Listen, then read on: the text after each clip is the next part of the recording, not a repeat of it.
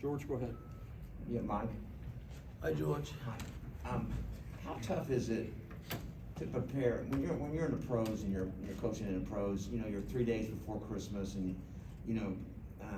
it's a job. But when you're 3 days before Christmas and you got a bunch of college kids, how tough is it to prepare them to play basketball this close to Christmas and everything? Well, I don't think it's any differently.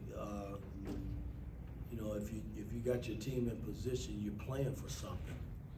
And in the pros, we were always trying to play to make the playoffs. So every game is important, regardless of the time of season it is. And that's what I'm expressing to these guys. We're staring dead at the Big Ten, after our next game coming back after this break. And every game that we play is important. We can't take any nights off, and I truly believe any team in college basketball can beat you if you're not prepared and ready to play. So this was a good win for our ball club going into the break, but they get the 2 days off. I hope they have a great time with their family, but Sunday, they'll be back to work. Yeah, Coach, first, the decision not to play Parker in the first half, was it injury related or discipline related? I'm not addressing that. That's in-house matter. I would never address things that go on in my locker room to the fans or to the media. That will never happen. And the defense in the second half, why do you think it kind of slipped a little, or what? Well, I got to go back and look at the tape, but it wasn't pretty. I'll tell you that. I thought defensively we did everything right the first half in terms of our coverages, our switches. We were up touching guys. Nobody were getting, pulling up with dare shots, and it was totally the opposite the second half. And, I made that known before we broke huddle tonight that can't happen. You won't win a lot of games in the Big Ten doing that. Go ahead, Tom. Mike, I know you don't want to talk about Parker, but can you talk about Anthony getting his first start and what that means for a local kid like that, getting a start here and Well, what he did? Listen, 5 guys can start. It's all you can start in the game. And Parker didn't start tonight. Anthony started. Thought he played well. But again, everybody that plays on this team, I feel good about playing. So, somebody's got to start. Somebody's got to come off the bench. Somebody's got to finish the game. It's just a part of basketball. But I thought he played well as a starter. He did a good job for us tonight. Go ahead, Zach.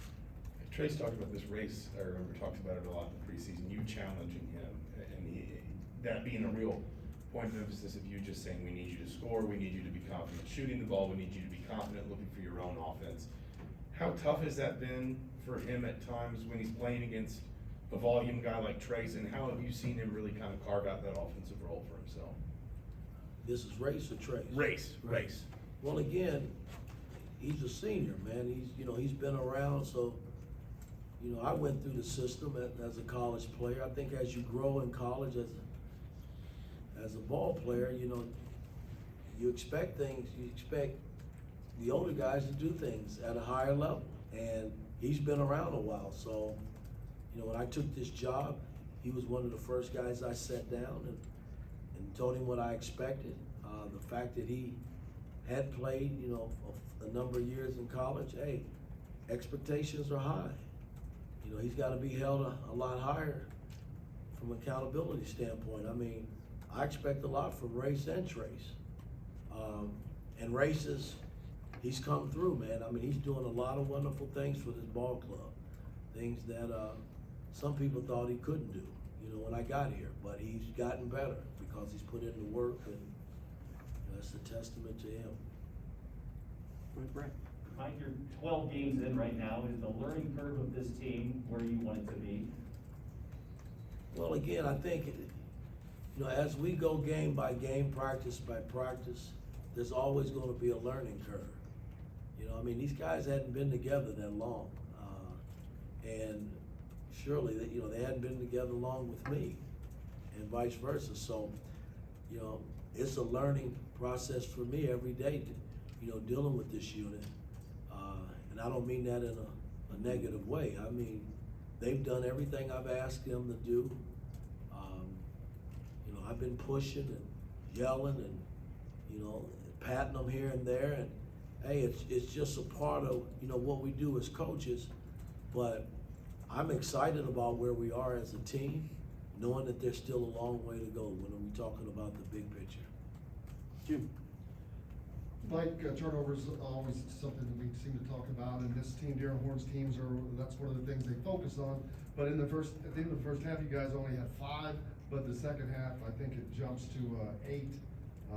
Part of the reason things go behind the second half, what was the reason for so many more turnovers in that second half? Well, I think, their zone is kind of unique because it's a 2-3 matchup. They'll switch a point guard onto our big guys and then try to pass them off. And, sometimes it's confusing, and I'm not making excuses. I mean, I thought when we got the ball in the interior of their defense, we tried to make plays that just weren't there. And that's how they catch teams. And, we're starting to see more zones. You think back to the St. John when they pretty much pressed us the whole game and threw all kinds of zones at us in the half court. We're starting to see more of them, and we just gotta, continue to work and get comfortable with them, because I think teams will continue to play some zone and trap. It's just part of college basketball. Great, Grace. Coach, Trace talked about the importance of being unselfish down low. What do you think of the chemistry that him and Race have developed in the post? It's been great. I saw a little bit of that last year. They know each other's movement on inside, and they read each other really well, which is great. I always talk about buddy ball with our bigs, and they're really good buddies, when it comes to playing buddy ball, especially inside the zone. So that's something that's got to continue. I got to get Geronimo and Big Mike more in play in that area, and just see what happens as we move forward. Ken, then Mike. Coach, you've talked about the defense being ahead of the offense since the summer. 20 assists on 32 made baskets. Are you pleased with the way that the offense is at least the pace at which you're trying to catch up to that defense? Well, again, when I look at the point differential, we got a big plus based on how we're scoring the ball and how we're defending our opponents. So, in that regard, I'm happy. But again, I'm not overly happy where we are from an offensive standpoint, because I just think there's so much more to give, and we just got to keep working, man. I knew the defense would be ahead of the offense, and we're doing some good things offensively, but we're just not there yet as far as I'm concerned. But it's still work in progress, put it that way. Go ahead, Mike. Yeah, Coach, another race question. He's made 17 out of 19 shots in these last 3 games. When you watch him play, what makes him so efficient? Is it his strength around the basket, shot selection, or what do you see? I think, the fact that we're delivering the ball to him in areas where he can be effective. And, he's been working on his little floaters, his, little jump shots and things of that nature.